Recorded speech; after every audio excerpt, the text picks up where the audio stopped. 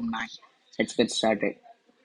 So this is the normal user login page which you will get in the web operating system login, and it's nothing change in here. It will take some time to redirect as you get in web operating system. It will take some 10 seconds to redirect and boot you to the desktop.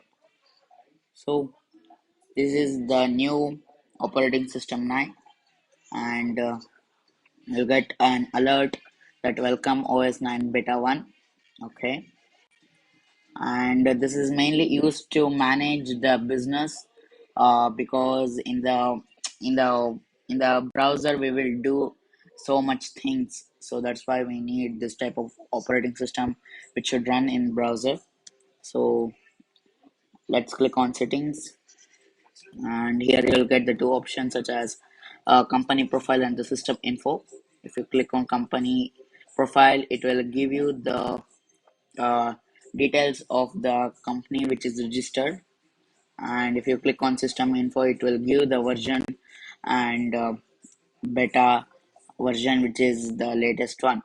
So now we are currently running beta 1.1, and there is a new release of 1.2 on 20th April, and make sure you see that event. So this is the operating system which should be built. Thank you for watching. Have a good day ahead.